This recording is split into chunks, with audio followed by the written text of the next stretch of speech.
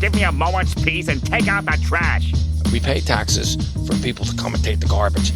Hey, listen, Greenie, no more sneaking rides to the junkyard. Yeah, man, take a taxi when you want to go to the junkyard. Hello and welcome to Hot Trash Unlimited, the show where me, Caleb, and me, Joe, sit down and watch movies to decide whether or not they are hot trash. Joe, what did we tolerate today? Well, in the spirit of merriness, we watched Fatman. What's the job? I'd like you to kill Santa Claus. I'm looking for the fat man. You can't be serious. This is what people actually think of me. Christmas is a farce. I am a joke. What's the purpose of your visit? Hunting. I'm gonna kill some things. The new 2020 movie starring Mel Gibson and another guy. Walter Goggins. Some kid. And Ben Shapiro as a child. All right, let's get this out of the way early. You pointed out that the child in this looks like a young Ben Shapiro. He does indeed. Which fits because he acts like how I imagine a young Ben Shapiro would act. I'm not sure if that ruined the movie for me, but it that's what ruined the movie certainly was distracting. Young Benny boy. But this is the story about Santa Claus, but it's not the Santa Claus you know about, because no one would want to know about this Santa Claus. He takes out military contracts. I like the Santa. Can you explain to me what was going on in this movie? Okay, so every plot line or just Santa's? We're going to jump back and forth because it does a lot of jumping at first. You take one plot line, I'll take the next story. Okay, so Santa's plot line. Stocks are down this year. The kids are being a little more naughty, so they're not being able to make as much toys. This is what I took it as, because it's a little confusing. I don't really understand why they're losing money. But there's more naughty kids nowadays. Their budget's the same, the elves in Santa's workshop, but they're not outputting as much as their budget needs to. So, aka, their budget's going to get cut next year, so they're not going to be able to pay their workers, which, I mean, if they're not able to pay their workers, you cut a couple of them, because that's business. But, so Santa takes on a military contract to get a little more extra money, so that... Wait, that wouldn't solve anything. He would still be losing money if kids are being naughty. That doesn't make any sense. No, the military contract is specifically designed to, like, fill in the rest of the subsidy for the year. Yes, I get that. Which is why the military wants to make it a 15-year thing, and he doesn't want to do it. Guys, do you see the problem with this movie? Who cares about the analytics of, like, the operations of Santa's workshop? I don't need to understand the subsidies and the downfall and all that stuff. I don't care. I wasn't really worried about that. I mean, that was fun. I liked the Santa stuff of it. He's just kind of like a grizzled old Santa who's like kind of tired. He's a normal dude for the first half. And then you finally get to the Santa stuff and he doesn't do anything until the end. I mean, all he does is participate in a shootout. Yeah. Clearly the Santa isn't magical, and clearly a lot of people know about this Santa. He lives in Alaska. He is magical. He can regenerate. Well, I mean, not like extremely magical, like... For some reason, because this is what I compare it to, I'm comparing it to Tim Allen Santa and like constantly being like, there isn't this major extreme operation going on like in those movies. So the other storyline in this, there is a boy, young Ben Shapiro, who's the worst. Awful. Yeah, like, and there's this whole, in the first act, there's this whole thing with the science fair and a kid who he is jealous of. That explains why he gets on the naughty list, which was not necessary, because from moment one, I understood that this kid belonged on the naughty list. He is just the worst. So he gets put on the naughty list. He gets coal. And so he hires his hitman on retainer to go and kill Santa. Yeah. The hitman's played by Walter Goggins, and he's angry because Santa didn't save him from an abusive household growing up. Well, also, I think it's a combination of that, and also he was a bad kid too, but he blames Santa on his problems for some reason. He got one gift. Yeah, he didn't like it, apparently. Yeah, it was a little police car. Walter Goggins says a cab and throws that police car away. You would have liked that police car for your Hot Wheels collection. I mean, it was obviously knockoff Hot Wheels, so my parents still have my Hot Wheels collection. I remember discovering that. It was quite big. Well, it was because it was me and my brothers combined. The point is, Walter Goggins goes to hunt down Santa Claus, and it ends with Walter Goggins mercilessly killing every single military person in the North Pole, plus, or Alaska, because that's where this takes place, plus several of the elves. No, none of the elves actually die. I thought we saw one get. You see one that gets shot. You don't know if he's killed because he just kind of falls down. Fair enough. None of the elves actually visibly die. And then he shoots Santa Claus through the eye. Then Mrs. Claus shoots him. And at the end, Santa shows up to the kid's house and is like, I'm gonna kill you if you... I'm gonna kill you and every other naughty kid in the world. If anything, if you ever try to hurt someone ever again. The kid also is trying to make poison his grandmother. Make his grandmother overdose on fentanyl because he's been forging checks in her name to pay for his hitman that he uses on multiple occasions. This isn't the first time he's called up this hitman to kill Santa. Joe. Okay, you seem to enjoy this movie to a certain extent. Explain. I don't really enjoy the movie. I mean, it's a really goofy premise. I think if they like lessened up the R rating on this, it could be a little better. The hitman aspect of this is really funny.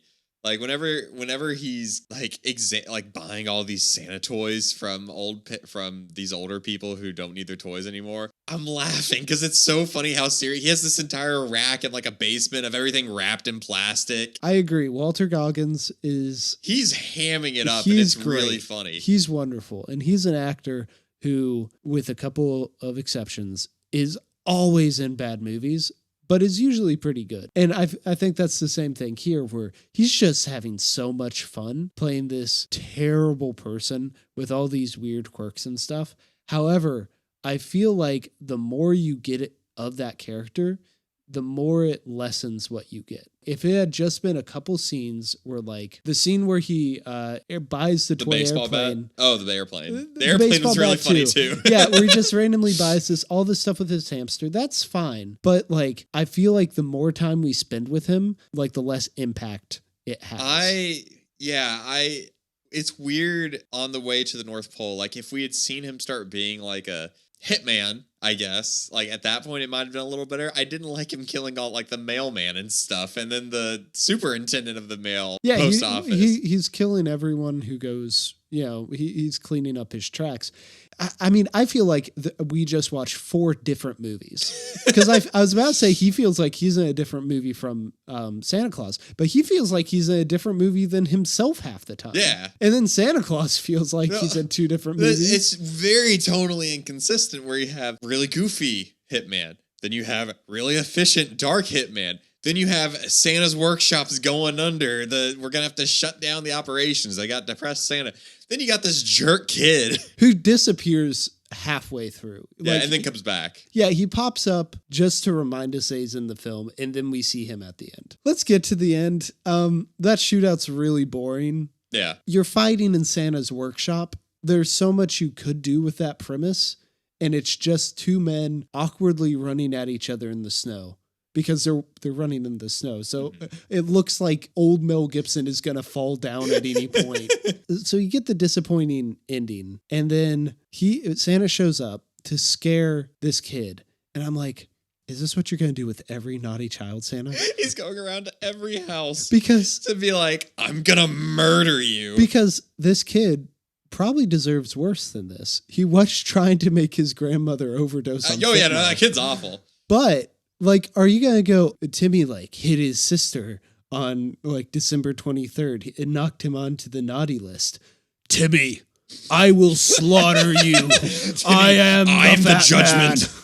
I will come down in sleigh bells and reindeer to rain fire upon you. Also, a kid shot Santa while he was delivering presents. They were shooting at the reindeer and Santa got shot. There's just so much small thing. Like there's a part right before the it cuts away from the Santa sex scene, which I personally was disappointed that they cut away. But where he just takes a call from like one of the military people, and I'm not sure what that was supposed to set up, but it's still in there. And I feel like that's a lot of this movie where they put stuff in for no reason, but it's still in there. I think if they went away from a hard R rating, I mean, it's not even a hard R. It's just Walter Goggins swearing up and down the place in his scenes. And then all the blood at the end, but that's easy enough to remove. That's easy enough to get rid of. Or, I mean, and you can even change that shootout scene where he's going around, like, chokeholding people, because that's better than guns, I guess. I don't know.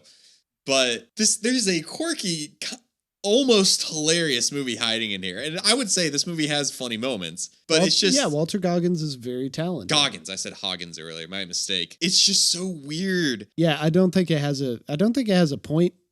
I don't think it has a clear vision. I think the fat man's coming for you. I think people are like, hey, what if a hitman came after Santa? Isn't that a good idea? I think that's an entertaining concept. Yeah, that's a good idea for like a short film or for like a TV episode. I think if you like trimmed a solid 10 minutes off of this, because it was an hour 40? Yeah. I think if you cut it down to an hour and a half and just changed around some of like the structuring, lessened the adult aspect of it, because it seemed like they were aiming for an adult audience, but there's like, it's not really aimed at kid jokes, but like I can see kids getting a kick out of this if it wasn't so dark at points. So here's the thing. I think that there's a select group of movies that is useful for kids because they discover them away from their parents and they shouldn't be watching them because their parents won't have them, but they don't actually have anything objectionable. You know, movies like where there's a little bit more swearing, maybe where there is some violence. This could be one of those movies.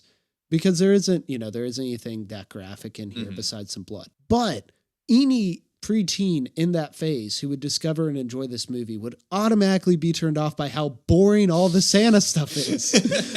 Like, Mel Gibson is fine because... I think he's doing a perfectly okay job. Yeah, but like he has nothing.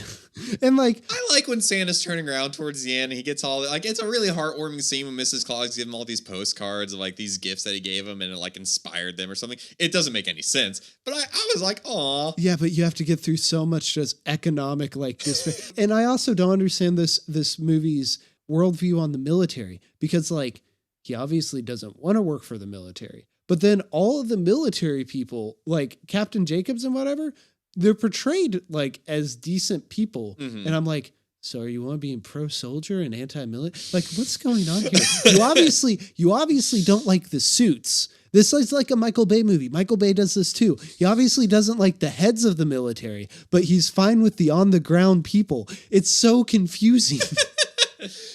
I like the elves. They're fine. That part where they're like, we don't reuse numbers, that would be unethical. Well, I thought they were saying that up because one of them would have to like sacrifice themselves. And they're like, oh. But the main elf is fine. One of the good visual jokes in the movie is the military cuts off all the jingle bells from their boots. I like when they were meeting for the first, everybody stomping their feet. But also like their workshop is so depressing anyway. Oh, it's like a sweatshop factory. Yeah, the military coming in, besides cutting off of the boots, doesn't seem to change anything. Also, Santa in the movie says like, I'm having to have 6-year-olds work down there for only 2 gumdrops. I'm like, child labor is not okay. I don't Santa. think he was saying. I think he was like, it's gonna get that bad. Maybe. I thought it was. I'm gonna like. It would get to the point where I'd have to use like child labor. Maybe that. Yeah, maybe. I don't think it was meant to say because I thought I at the time when they said that line, I was like, oh, that's really dark that Santa's using child labor, but they never do that. So I think it was saying there he might have to get there if you were to keep up the level of operation. I will say I do think the elves would have been better if. I would have enjoyed them more if they had been brought in earlier. The elves came in at a point where I was like, this movie's going to be like, this is edgy Santa. This is dark and pressing. These elves are going to be swearing up and down the place. But I like wholesome Christmas aspects about this movie. And the elves are pretty wholesome. It's just... And the jokes about them, oh yeah, we take 20-minute naps and carbs and sugar are the best diet in the world. I feel like they should have just gone full wholesome with Santa to contrast the nihilism of Walter Goggins, and then there would have been more here. But it's just like both of them are like trying to be like edgy. Santa wasn't really nihilistic or even like dark. He was just like down in the dumps. He was black-pilled. Like, I don't know. I just what's your standard for Santa in movies? Movies? I'm trying to think of all the Santa movies because all I can think of is Tim Allen for some reason. I mean, for a lot of people, not me. Because I only grew up watching the one with Jack Frost. That one's rough. And I didn't like it. That one's rough. So not for me, but for a lot of people our age, he is the standard. Santa Claus 2, Tim Allen's pretty good. I feel like I have two. Like for a more realistic one, it's Miracle on 34th Street. But for like a full North Pole one, it's probably the one from Elf, who is a little like grumpy and stuff. But I don't know. I don't want to say it's a new concept because I'm sure it's been done before. Santa just living in Alaska, like dressing like normal is so entertaining where he's just running around town. Like there's an entertaining aspect to people being like, yeah, we know. And he's not hidden away at the North Pole. Well, I'm glad you enjoyed this movie because don't get me wrong, I didn't enjoy this movie, but there were aspects I certainly enjoyed. We've seen much worse. Oh yeah. Because this was my pick and you didn't know anything about going in. I'm glad that you weren't the one who had to suffer through this necessarily. But do you think it's hot trash? Yeah, I think it's hot trash. I think it's like it's a hot trash movie that kind of need a few more coals to get started, but like it's there. It's not the pinnacle of hot trashiness, but yeah. All right, I did not like this movie. Out of the 4 movies that this was trying to be, I maybe enjoyed one of them. We'll be back. Oh, quick plug. Joe has started a podcast with me. If you want to check out us, but not talking about movies, talking about comics. Joe, where can they find your new podcast? Everywhere that podcasts are available. It's the all new 52. Yeah, it's we've recorded like 3 episodes so far. At this point. Yeah. By the time this is out, 2 of them will be out. Yes. So it's a lot of fun. Hope y'all go and check it out. You can listen to that, rate and review it. You can also rate and review this podcast. No, just plug mine. But we'll be back next time because it's time for the 2nd annual Trashmas. Are you ready, Joe? I think I'm more ready for this one. We're not going to top last year's Trashmas. It's impossible. But last year? Cats was last. Oh my God! Oh yeah, we're definitely not going to top it.